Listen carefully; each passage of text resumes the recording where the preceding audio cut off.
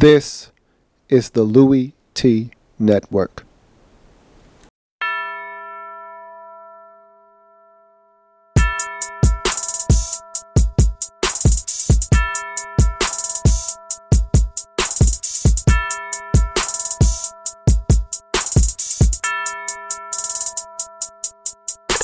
See, first come the preseason, and I don't take a day off. And then my team was 6-10, and we ain't smell the playoffs. Yeah, I seen the Super Bowl, but I heard they just play balls. A lot of teams had injuries. Sam Bradford had to take off. Go hard in the offseason, but you don't know the half. Before you know, we gon' look up, and we ready for the draft. They dressed up in that suit top, and I don't know how to act. They waiting, so patient, so they can put on that hat. Who else could it be?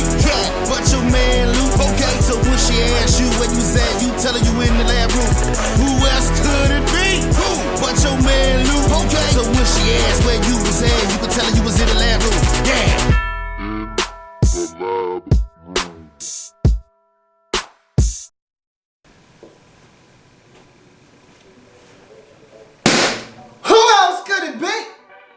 Me, your man, Louie T, welcome. You are in the lab room. Of course, I'm your host, Luke. Thank you for joining me on the Week 9 edition of the Hurry Up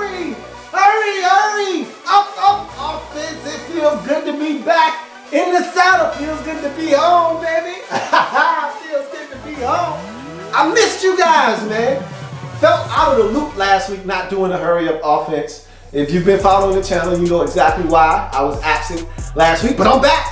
Week 9 edition of the Hurry Up offense. Here we go.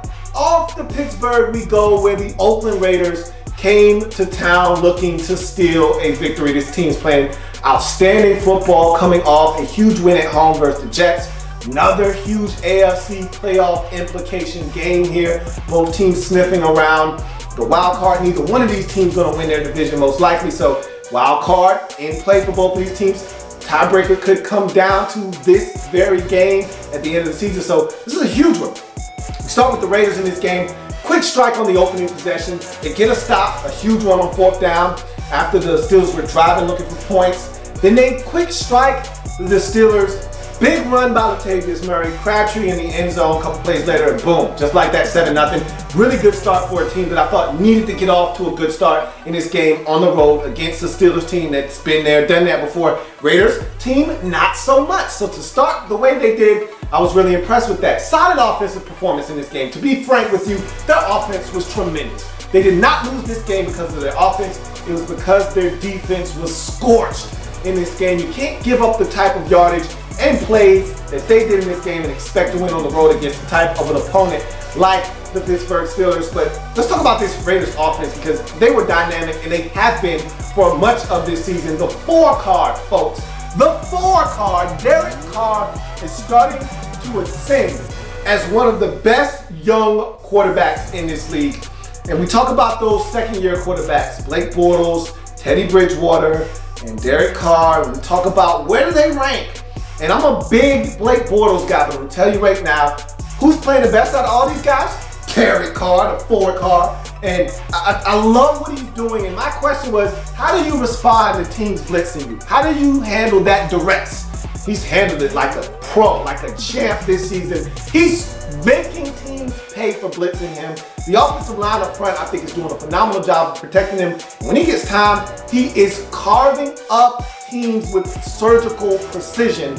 This guy looks like he's the truth, and the Raiders may have found their guy in the 4 card, Derek Carr. 4 touchdown passes in this game. Second Raiders quarterback to do that in franchise history. 4 touchdown passes in 2 consecutive games. Again, second Raiders quarterback to do that in franchise history, the other being Tom Flores. This guy is playing at a phenomenal level right now, and he has his Raiders team believing that they can take that next step and make it to the postseason. Latavius Murray, almost 100 yards in this game, had a huge fumble, got knocked out in this game cold, but he had a good game up until he got knocked out of the game. And so I thought he did some really good things in this game as well. Krabs, he's starting to really assert himself in this offense as a really good number 2 option for Derek Carr behind Amari Cooper. And I think it's really starting to fit in. All the pieces to the puzzle starting to fit into their proper places. Really like what he was doing. 2 touchdowns, over 100 yards in this game, so he's really starting to assert himself as well. But the problem here with this team in this particular game, too many mistakes and defensive breakdowns. And I was talking to a buddy of mine, huge Raiders fan, and I said, better watch out for D. Will in this game. He said, man, nobody runs on us. Nobody. Couldn't tell 170 yards for D. Will in this game. And he said, I'm worried about one man in this game, and his name is Martavis Bryant. He was worried about Big Ten. I said, what about Tones? He said, man, Tones is a nickel and dimer, man. I'm worried about the big ball over the top, the Big Ten. Looks like he was worried about the wrong man. Tones, what? 17 Grimes, 284. You were worried about the wrong man, my friend. And so you give up those type of plays, those type of big gainers to those guys, and then you sprinkle in 4 fumbles. Now you didn't lose all of those, but can't put the ball on the carpet. 2 by Latavius, 2 more by Tywan Jones, and then you have a huge interception thrown by Derek Carr in the red zone. I think it was a miscommunication between him and the tight end. Doesn't matter. Can't have it happen. It did. Took points off the scoreboard. But again, this game was not lost on the offensive side of football. The defense was scorched in this game. Let's talk about the Steelers and what they were able to do to wrestle this one away from the Raiders. 3 drops on the first possession of the game, including a 4th down drop by Antonio Brown. I thought they really had a rough start to the game. You don't convert on 4th down. You have 3 drops. Darius Hayward-Bay has a drop. Big Ten has a drop. Tones on the 4th down has a drop. And then the Raiders turn around and score almost immediately. And you're like, wow, okay. Boom, it's 7-0. They get the football back, and Ben misses Tones on a deep ball. He was open behind the defense. Could have been 7. Ben misses them, and I'm saying, wow, they're really missing some opportunities early in this game. But they would settle in. Tones would start being open all game long. That was a sign of things to come with him being open. Ben would finally hit him, and they would connect often in that first half. 10 catches, 180 yards, led the Steelers to a 21-14 lead at the half. And I thought, if this continues, this is going to be a really long day for the Raiders, but they were able to settle down where the Raiders, and really what they were able to do was get Ben Roethlisberger out of the game. Aldon Smith hits him, falls on the ankle. It's a weird looking play. Ben knew right away that he was injured. He rolled over, reaching for his ankle. So good to know he's not going to be gone for long. Looks like he's going to be back in a couple of weeks. But I thought that was going to be the end of them winning in this game. But a couple of mistakes. And I thought the Steelers had some opportunity to put this game away. You got the Mike Mitchell non-recovery. Look, there were like 6 Steelers. He was so hasty to recover the football. If you know you're coming from out of bounds, you can't be the first guy. And I know it's easy to say that when you're not in the dead heat of the battle, but there were nothing but black jerseys around. He could have let one of 7 teammates scoop that football up, and either one of them would have scored it. It really didn't matter. He didn't have to be the one to pick it up and go. And so him being hasty, coming out of bounds, you don't get that touchdown. That would have been a touchdown. If any one of those other guys picked it up and they just set a convoy and a wall up for him, they're getting in the end zone. So they missed an opportunity there. Then you got the Tones muffed punt where it seemed like this game was kind of starting to turn in the favor of the Steelers, and they were going to be able to put this one away late in the ball game. He muffed the punt just like that, and boom, Raiders recover. They get a touchdown, tie the game back up. Then I'm thinking to myself, this is going overtime. Raiders are going to steal this game, and they let Landry Jones come in the game and get him. And it was just Tones. Tones catches a simple in route, and you've got a defender coming up to try to pursue the football. He gets in the way of the guy that was out in coverage in David Amerson, and it just turned into a foot race. Luckily, Uncle Charles, I don't know how he's still able to do it, was able to run him down, but it didn't matter. Sets them up for a game-winning field goal. Steelers win the game 38-35. They do lose Ben Roethlisberger in the process, which is a bigger problem, but you're hoping you can get by Cleveland, get a bye week, and then Ben will be able to come back. That's the hope. We'll see what happens. Another tough loss on the road for the Raiders. They had a similar tough loss to the Bears earlier in the season. They keep losing these close ones, and they figure out how to win these close ones on the road. They're going to be that much scarier of a football team. Move on to the next game. Tennessee at New Orleans, another fun one in week number 9. Tennessee with a slow start to this game. 14-3, they were down, and I'm thinking, okay, yeah, they're about to get ran out of the gym in this football game, and didn't surprise me any because I said New Orleans just came from scoring 49 with 52 points a week ago, and they just changed head coaches, and Mike Mularkey's their interim head coach, and so much going on in that building. doesn't surprise me. Marcus Mariota's first game back in a couple of weeks. Yeah, they should struggle. It's 14-3. It looks like they're about to get blown out. But luckily enough for them, a little bit of luck with the Delaney Walker touchdown grab. Should have been picked. It was a terrible decision by Marcus Mariota to throw it up for grabs on 3rd and 9. But hey, sometimes it's better to be lucky than good, and that was a situation where that came to fruition. And then you had some efficient offense bring them back as well. I thought Andrews, the running back, was tremendous in this game, almost 100 yards rushing. Marcus Mariota was making some throws, throwing some dimes out there. And so some efficient offense, a little bit of luck, and boom, just like that, you're back in the ball game if you are the Tennessee Titans. Thought they were really undisciplined on the defensive side of football, though. A couple of roughing the passer penalties fueled the Saints' 3rd touchdown drive in the first half, and it also negated a Paris Cox pick 6. So you got some things happening in this game that could have benefited you, but you have penalties that negate some big plays by the defense, and now it's 21-10. And so the Titans also gift wrapped another touchdown, the final one of the day for the Saints, as they had 3 personal foul penalties like on one play. Brian Orakpo lost it. Okay, so there's a roughing the passer penalty called, and I don't know if I really agree with it. He might have had a gripe there. I don't think it was necessarily a bad hit by David Bass on the sack, but you can't react that way. I mean, damn near ran an official over. I mean, he was giving it to him. So they thought, I mean, it was just crazy.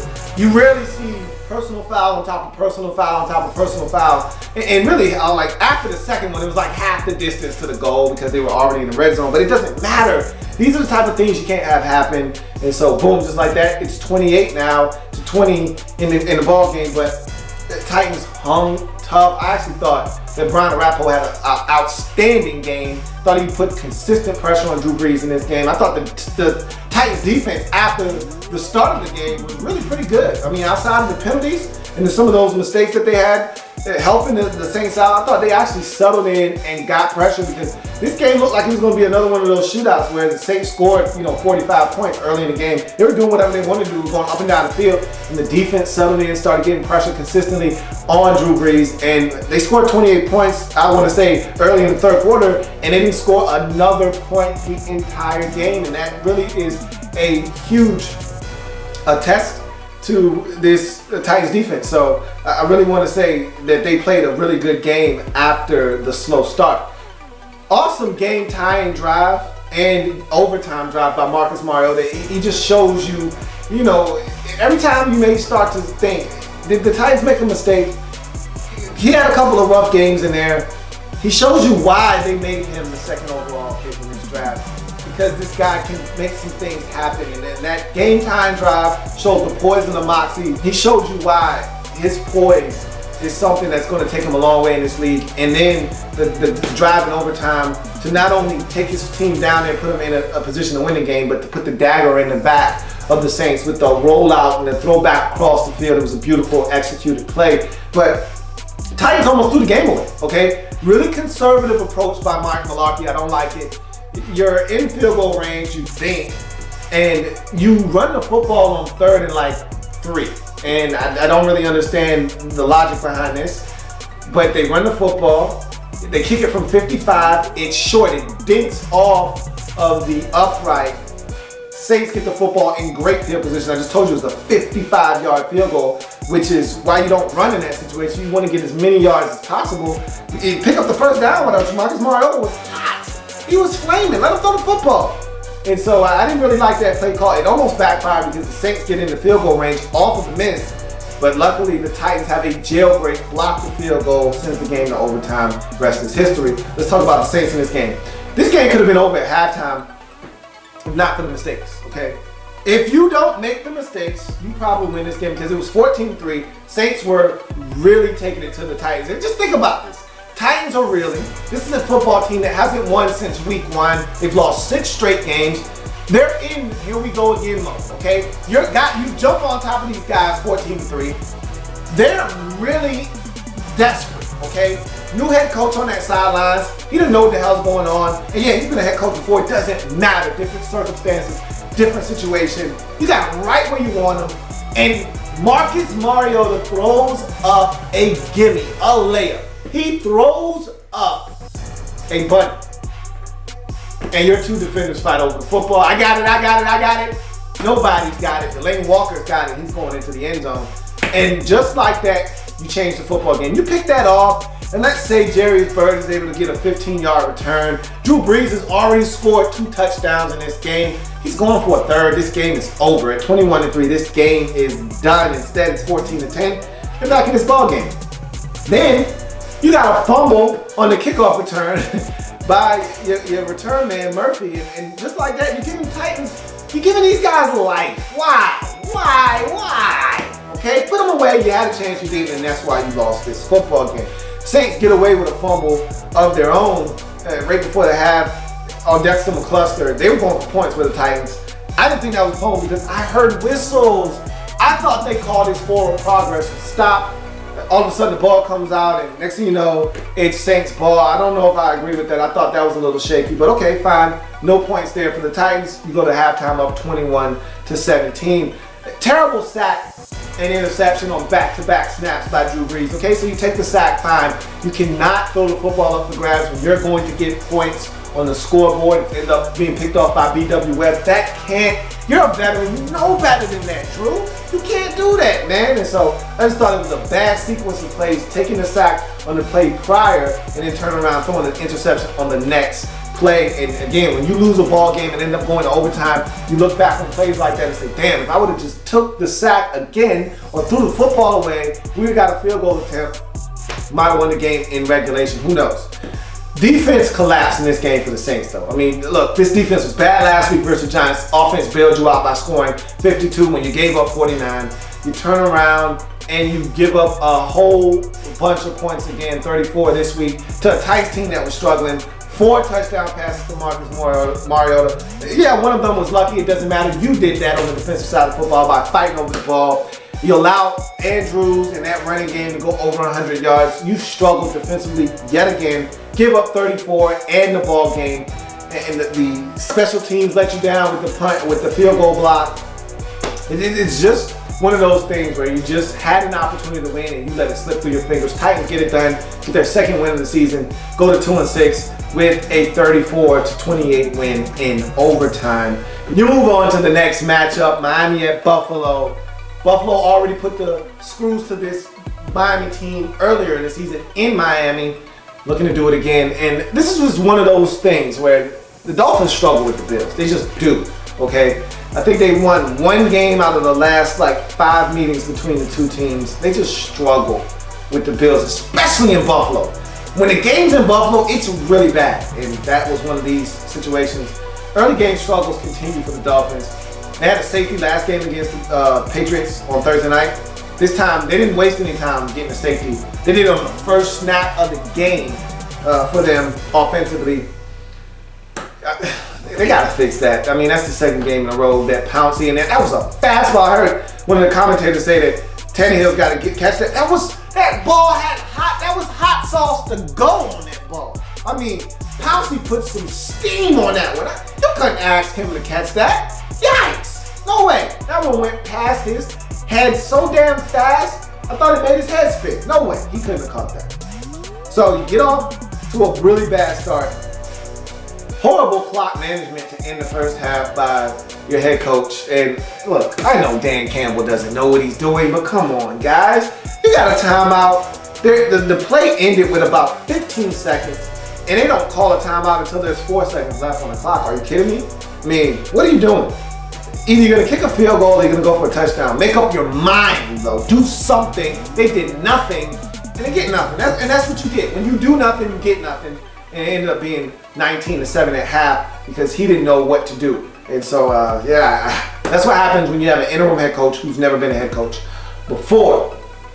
Screen game was phenomenal for the Dolphins in this game, and they actually brought them back to within 5 at 19-14 as Lamar Miller was killing those boys in the screen game. I mean, they were getting chunks in the screen game, using Rex Ryan's aggressiveness against him as they were moving the football down the field. And that was probably their most impressive drive to start the second half, going down the field. It was a nice lengthy drive to get in the end zone, and they cut it to 5. That was as close as they would get in this ball game. Too many mistakes. You give up a couple of deep balls to Samuel Watkins. You got the safety that I already mentioned. Tannehill fumbles the football, gets drilled, ball comes out, Bills recover. You got a holding penalty on Jason Fox when you converted on a 4th down and you ended up having to punt. I mean, these are all mistakes you make, and these are the things that make you lose ball games. And if you make that many mistakes on the road against a team that you struggle with in that environment, you're going to lose the game. That's what happened to the Dolphins. But I will say this.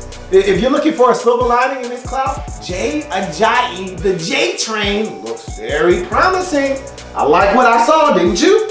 Go to the Bills real quick. TNT, man, he adds a dimension to this Bills offense along with Shady and Los and Samuel Watkins. I'm gonna talk about those guys a little bit later on. But just know that TNT, when he's on, he's special, and boy, does he throw a pretty deep ball or what. And you saw his legs early in this game, first possession of the game. His legs, even the second possession too, his legs were huge. And as a play caller, you love it because him scrambling for a first down on 3rd and 7, him scrambling for a first down on 3rd and 4th, it gives you a fresh set of downs. And as a play caller, you get to make more calls. You get to set things up. And Tyrod Taylor's legs really helps this Bills offense in ways you can't even imagine. Samuel Watkins makes a huge difference on this football team. And I said to myself, was he really worth 2 first rounders? Really? Was he really worth that? That's what I said to myself. Yeah, he did. When he's on, when he's healthy, and we haven't seen a lot of that this year, but when he's healthy, you saw what the guy did in this game. He's a difference maker. He makes all the world difference in this offense. And when he's on the field, this Bills offense has a chance to do big things in the passing game. Bills have a low IQ defense, and that's something that I think is going to hurt them as we continue to move on. There's a reason why this Bills team leads the league in penalties, but it's the way they get these penalties that are so egregious to me that makes me upset. I look at the penalty by Jerry Hughes on the sidelines. Personal foul penalty, hitting a defender or offensive player out of bounds late. What are you doing, man? I see some of the most boneheaded personal foul penalties picked up by this Bills team. I remember one game, Preston Brown had a meltdown. I want to say it was versus the Giants. Picked up about 2 or 3 personal foul penalties late in that ball game. Jerry Hughes is always good for 1 or 2 boneheaded personal foul penalties. This team is low IQ on the defensive side of football. And I just think to myself, what are you guys doing? Like, Rex, fix it, man. These guys are doing dumb stuff and you let them get away with it. Fix it already. But the Bills have ridiculous offensive weapons. Let's talk about this because we make a lot about Rex and how this defense has deteriorated. I actually thought the defense had a really good showing. And I expected that after the bye, he's going to go back, tweak some things. They were blitzing like crazy. They blitzed the draws off of Ryan Tannehill. They hit him a bunch in this game.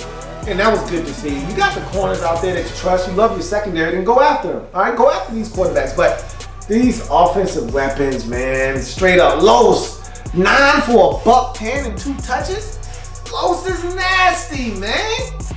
Shady comes back and he was blessing those boys. We saw the early touchdown run. He was huge in this game, and he gives you an element in that passing game as well that you just can't duplicate with any of the other backs. We saw what Samuel Watkins did. Charles Clay is another weapon for you. TNT was sparkling in this game. What do you got? 1 or 2 incompletions the entire game? This team offensively has some stuff, man. And when they're on and they're healthy, this is a dangerous team that can score with the best of them. Just need to see more consistency from the defense. They got gas in this game, but they made some plays as well. We'll see how the Bills defensively move forward. This is a week-to-week league. I look at this Bills team and I'm like, why can't you go on Thursday to New York and win? Why not? Then I look at them and I say, I don't trust you. So I don't know. We're going to see. But that was a big win, 33-17 over the Dolphins. Look, this Dolphins team, not going to be able to do it this season. We already know that. They don't have the head coach. They don't have what they need from a mental standpoint to get it done this year. But this Bills team, they got some stuff. Got to stay healthy, and they got to make sure that they play smart football. We'll see if they do that moving forward. Big win for the Bills, though, as they climb back into the AFC playoff discussion. Jacksonville at the New York Jets. Jags coming off a big win on the bye week versus Buffalo the week prior. So looking to build off that. That's the problem with Jacksonville, is the inability to string these wins together. You get one, you feel good, you lose 3 more, then you get another one, then you lose 3 more, then you get another one, then you lose 3 more.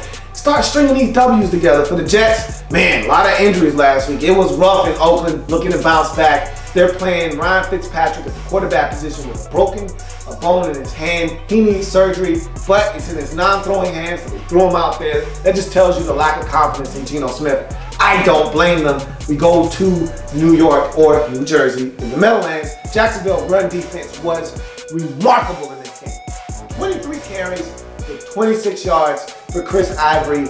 Ridiculous. They were outstanding. They lived in the backfield. He had nowhere to run in this game. I think this is what Gus Bradley envisions when he puts this defense together. That's what it's supposed to look like right there. Be nice if they could get more pressure on the quarterback. That'll come at a later date in time. But that's how the run defense is supposed to look every single week. They were dominant in this game. Allen Hurns, 6th straight game with a touchdown reception. I love Allen Hurns, man. I love his story, how he got to the league. I love the Allen brothers, period. The Allen bros, they got a nice, bright future in front of them. If only Marquise Lee and Green and Juice and all those other guys, there's so many weapons for Blake B. It's not even funny in Jacksonville. If they could all just get healthy and all play nice and play as one, my goodness. Boy, I'm telling you right now, there might not be a better skill set, a skill position than Jacksonville in the league if everybody's healthy. Rashad Green, Marquise Lee, the Allen brothers, you got Juice. I like this Brian Walters guy as well. There's stuff out there, man. They just gotta get healthy. Nick Marshall looks good, man. Blake B showing the wheels in this game. Nick Marshall looks good in the returns game until late in the game. I'll talk about that here in a second, but a lot of good stuff the Jaguars are doing. I say this every week. I feel like I'm saying the same thing. I just need them to put it together more consistently. Juice got to step up though, man. Come on, what are you doing, dude? Like, I've been talking about Juice coming back from injury the entire season. He comes back and I'm still like, I can't wait till Juice comes back. What you mean? He been back already? 3 weeks? He's been back for 3 weeks already? What? A month? I can't tell he's back. Make some plays, man. Blake keep throwing the football and keeps not making plays. Make some plays, man. Damn, step up. But at the end of the day, it's the same old story for the Jaguars. The inability to close the show at the end of ball games. You got a chance in this game at the end. You got a couple of backbreakers. You got the Blake B fumble after the huge run by TJ Yeldon. You're thinking, okay, yeah, we about to steal this game from the Jets. No, you're not. Blake fumbles the football. Then you get another opportunity. All right, 28-23, chance to get the football back. Maybe can go down the field and win the game. Nick Marshall muffs the punt, and you get another opportunity though. Blake gets the football. You probably won't win the game at this point though. Back up deep in your own territory. Blake throws an interception, but yikes! Jacksonville, come on! Give yourself a chance, man. Stop turning the ball over. From the Jets' perspective, defense continues to do what they've done all season long. Create turnovers that turn into points. Reeves steps in front of it. Blake B offering basketball in the air, picked off by Williams. Jets turned that into a touchdown early in the ballgame. Eric Decker was really good early in this football game. He's been really good this entire season. You see what happens when you make Eric Decker a number 2. He's a really good number 2. He's not so much as a number 1. We saw that last year. But when he's a number 2 receiver, he's right at home. Right where he needs to be. Gutsy performance by Ryan Fitzpatrick. Look, I make fun of Ryan Fitzpatrick all the time. I know. But to be honest with you, the guy is tough as nails. Okay, for him to go out there, play with a broken, because he only knows one way to play. Like I said, I make kid about him a lot, but the guy is tough as nails, and he only knows one way to play, and that's balls to the wall, man. Ryan Fitzpatrick broke your hand, so what? I'm still gonna run.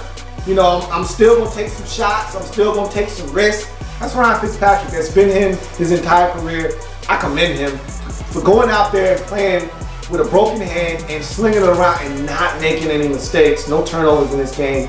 Huge huge performance by Ryan Fitzpatrick, because you got to beat the Jaguars, okay? I don't care what the final score ends up. You just need to be on the right side of that, and they were in this game, and it was because of Ryan Fitzpatrick and his play in this game. Jets continue to be opportunistic, capitalizing off of Jag mistakes. I chronicled those mistakes in this game. Blake B, 2 interceptions. Blake B with a fumble.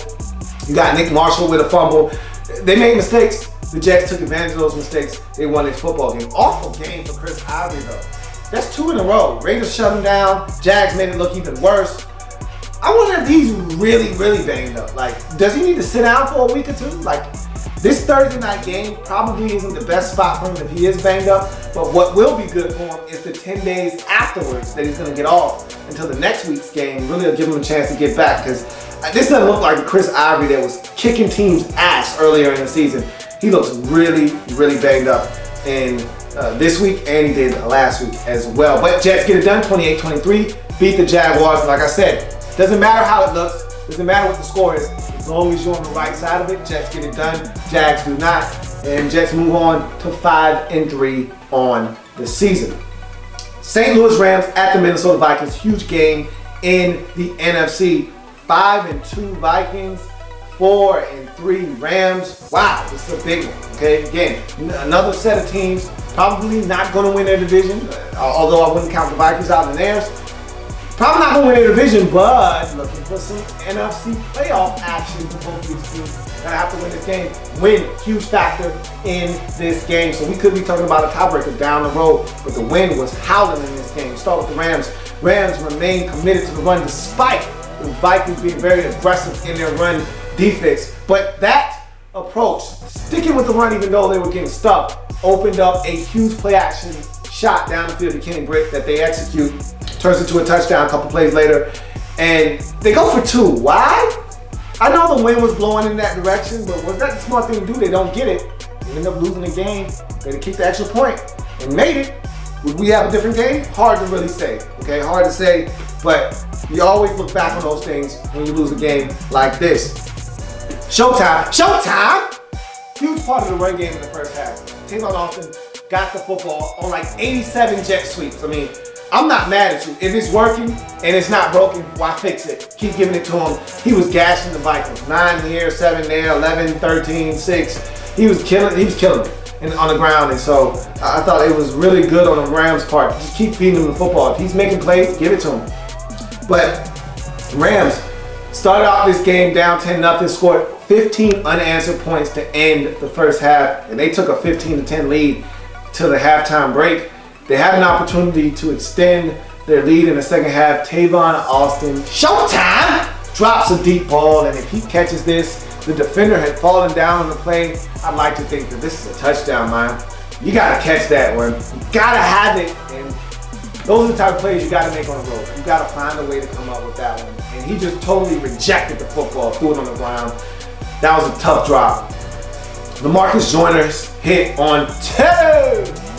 That was a big play of the game. I thought Mike was going to lose that. Sean Hill comes in. I know he's a crafty veteran, seen everything, done it in this league. However, I didn't think against this defense he was going to be able to do anything.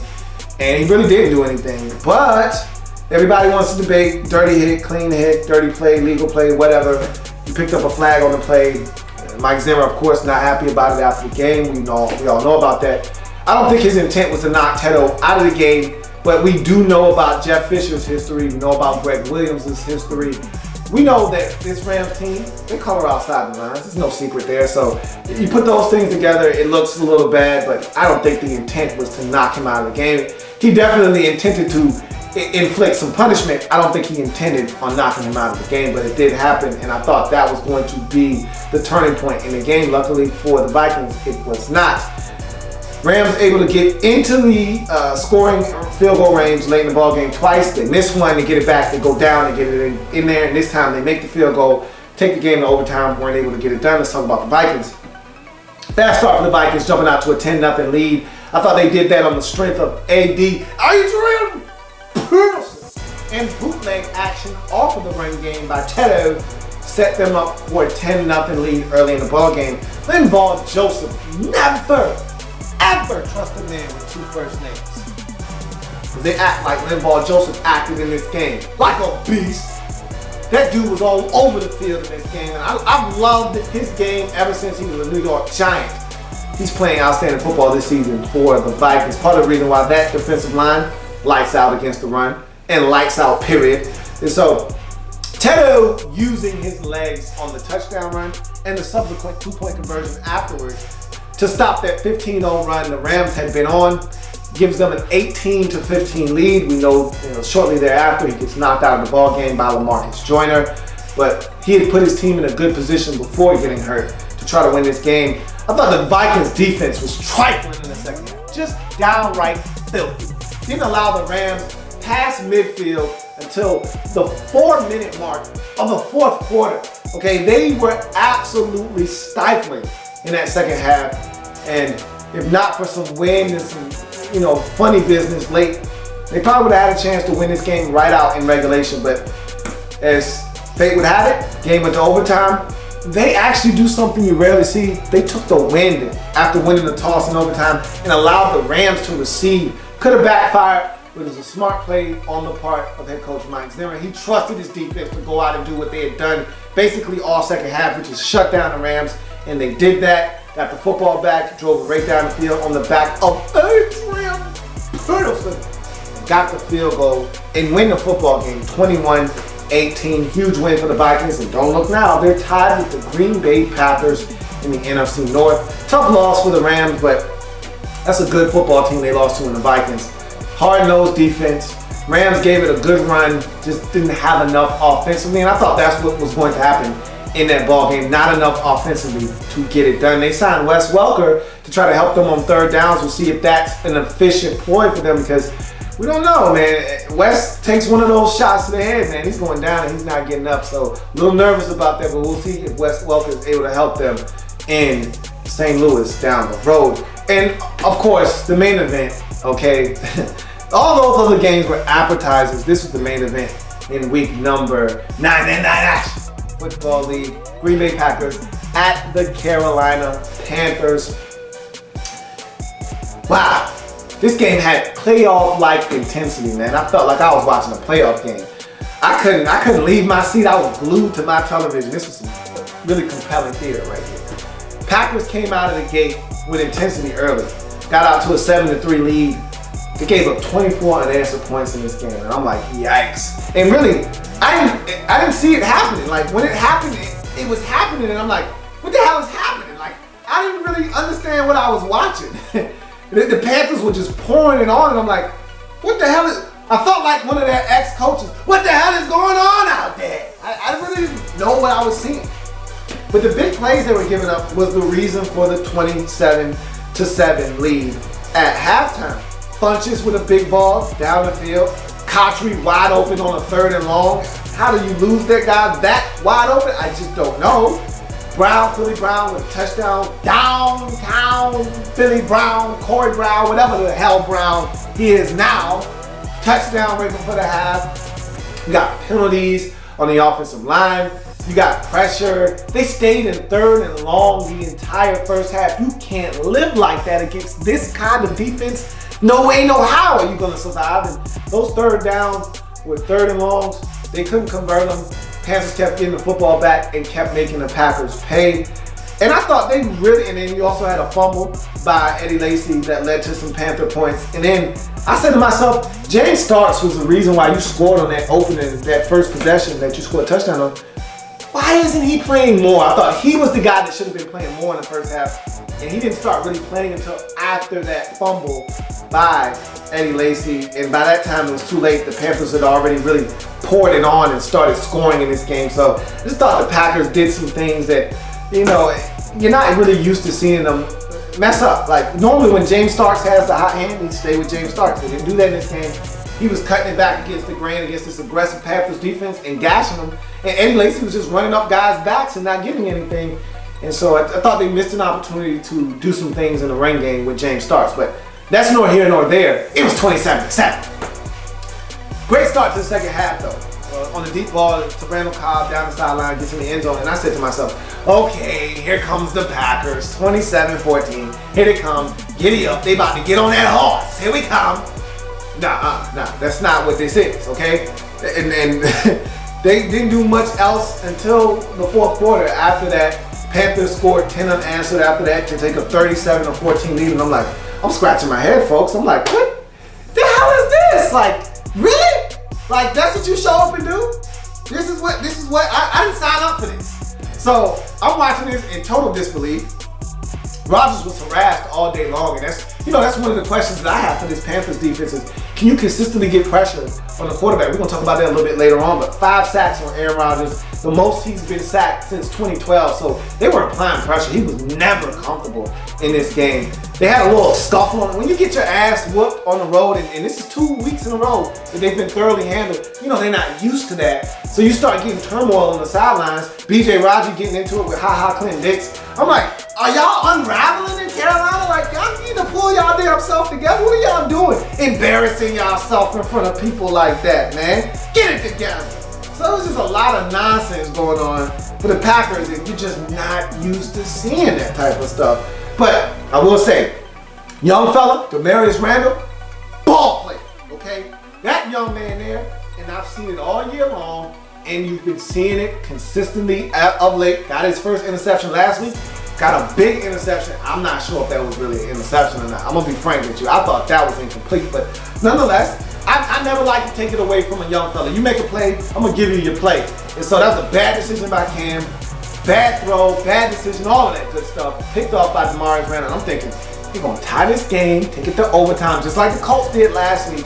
And instead of what happened last week, Colts fall short, Aaron Rodgers gonna get their ass. That's what I was thinking. I said, damn it, boy. And we're gonna talk about the Panthers in a second. But he missed a wide open Randall Cobb. Wide open Randall Cobb. And they still would have needed a 2-point conversion, okay? So it's not like just because he missed them, even if he would have hit them, no guarantees that this game gets tied up because they needed 2. So, wow, 37-29. But let's talk about the Panthers, bro.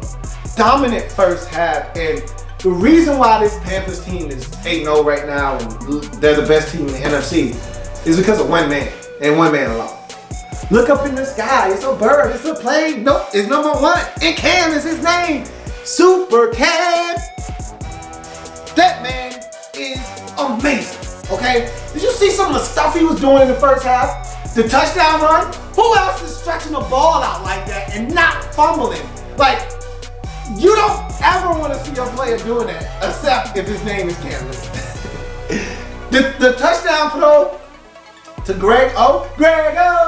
The touchdown throw off his back foot. Who else is doing that, man? I wouldn't teach anybody to do that. The fundamentals of Cam Newton are so flawed, but because he's Cam Newton, he gets away with it. And it's so pretty to watch just because it's him. If it was anybody else, I'm saying, what the hell are you doing, man? Fix that.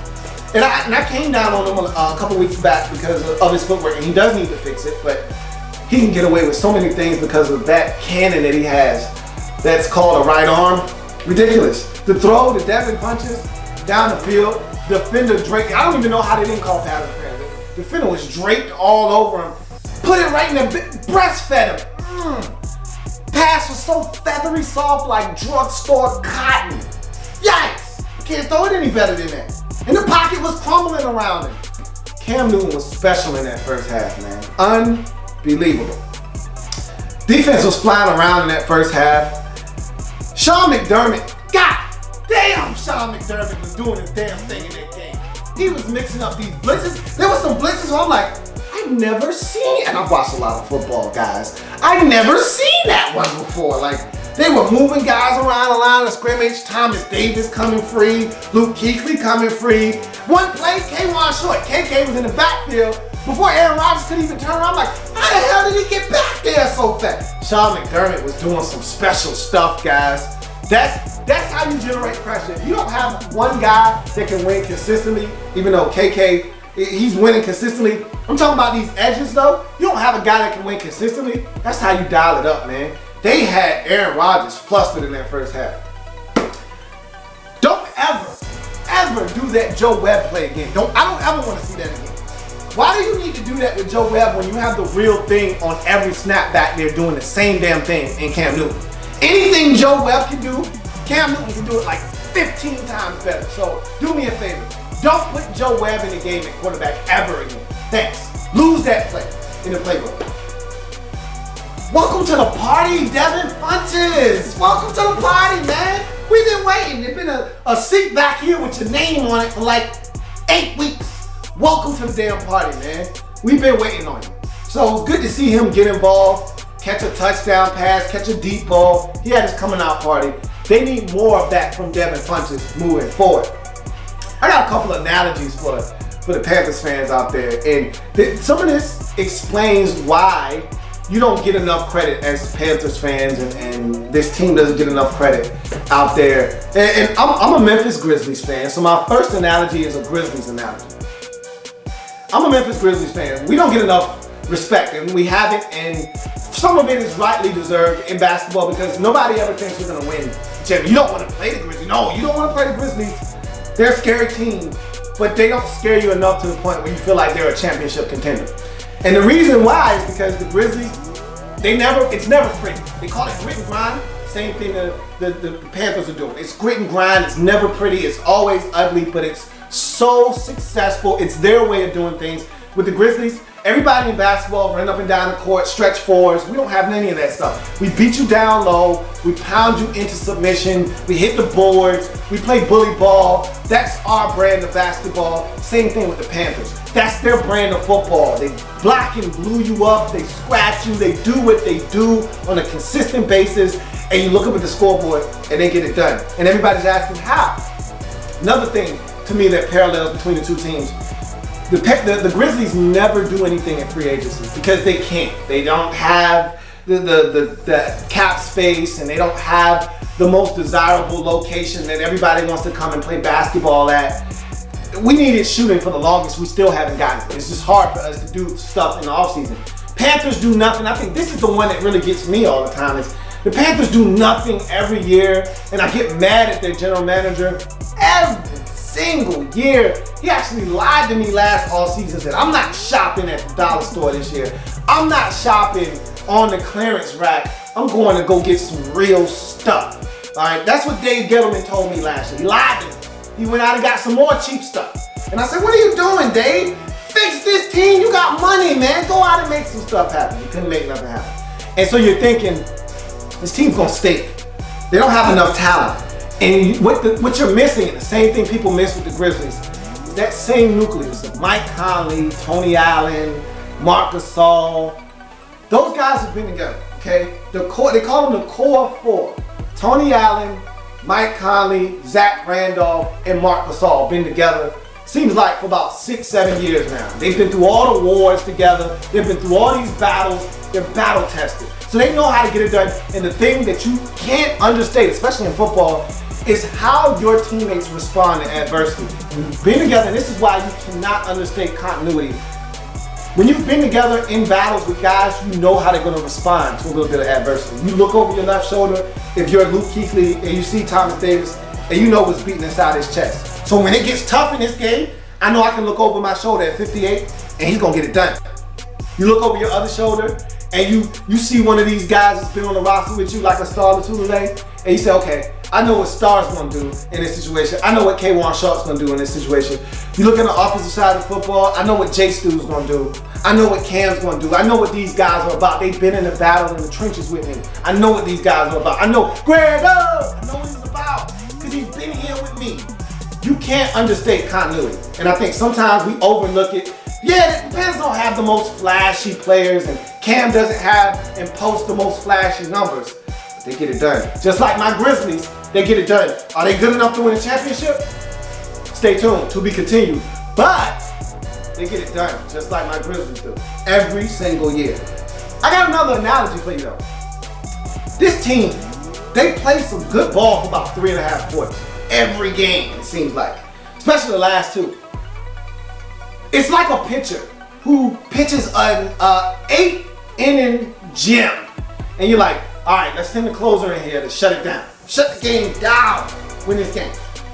And then you send the closer in, and he walks the bases loaded with no outs. And you're like, what the hell is this guy doing? I just put him in a perfect spot to get us a W, and this guy's gonna piss it away. And that's what this Panthers team's doing. They play outstanding football for 3.5 quarters. They had them blown out. They had the Colts blown out And then the closer comes in, and that's where the lack of pass rush scares me, because when you need it, you can't get it. You put the closer in, and this guy, now, the closer always finds a way to get it done. Don't worry. He walks the bases loaded, he strikes the dude out, he gets a pop-up, and then he gets the last dude to strike out and wins the game. But it didn't come without a little bit of heartache, a little bit of, come on, man, sweating a little bit, a couple of sweat beads coming down the brow. Stop doing that. Okay, you put yourself in this position to win this game. Win the game. What are you doing? Put these boys away. Put them away. Last week you let the Colts take you to overtime, scare you half to death. Put them away. So I'm here to tell you, you can't keep living like this, man. You keep letting these teams crawl back into these games, one of these teams is gonna jump up and bite you, man. And look, you're gonna see these Packers again. Don't trip and allow them to get home field advantage. You don't want to go to Lambeau, okay? You don't want to do that. Make them come back to Charlotte. If they want to go to the Super Bowl, they're going to have to go through you. Don't make it the other way around. Stop letting these teams come back on you, man, or you're going to regret it. This was a hell of a game. I enjoyed myself thoroughly. That stop at the end, that was huge, because after Cam throws that interception, they got the football, all the momentum in the world, have scored in their last 2 possessions. Aaron Rodgers is hot, and they already inside the 30-yard line. It looks like they're in a prime position to take this game. And the defense stepped up. When you needed them the most, they stepped up. And so that's the mark of a true champion right there. I still got questions, but right now I got all the damn answers I need. Panthers are 8-0, and right now they're the best team in the NFC. I didn't think that was going to ever be the case, and I disrespected this team too many times this year. And I'll admit, I always tell you, I will admit when I'm wrong. I disrespected this team a bunch this season. But I had questions, still got questions. The Packers the first team over 500 to beat all season. First team. I don't care nothing about that. You can only knock down the teams they put in front of you, and that's what you did. I want to see consistency from this team moving forward, because your schedule's going to get a lot tougher. You ain't even stuck your toe in that divisional football yet. You know, I don't care what the records are, division football is always tough. Tampa Bay, they gonna play your ass tough. I think you ain't even played them yet this season. If you did, it was just one time. But you got Tampa Bay twice, I think. I know you got New Orleans. In New Orleans, you always struggle there. Well, sometimes you struggle there. I remember you put it to them one year, put 40 on them. But, and you got the Falcons twice. So it's about to get real. You're gonna get the Cowboys with Romo. It's about to get real. So I wanna see how y'all handle that, but big win for the Panthers, man. Big ups to the Panthers. Only undefeated team left in the NFC. And they knocked down the big bad Packers. And I thought that wasn't going to happen, and it did. 37-29. They made it eventful at the end. They got it done. It's going to do it for part 1 of the hurry, up offense. See you in part 2. There's plenty more where that came from. While you're here, subscribe to the channel. If you want more Louie T, be sure to follow me on Twitter at In the Lab Room, or you can like the Facebook page at In the Lab Room. That's In the Lab Room on Facebook and at In the Lab Room on Twitter. Don't forget, subscribe to the channel if you haven't already done so.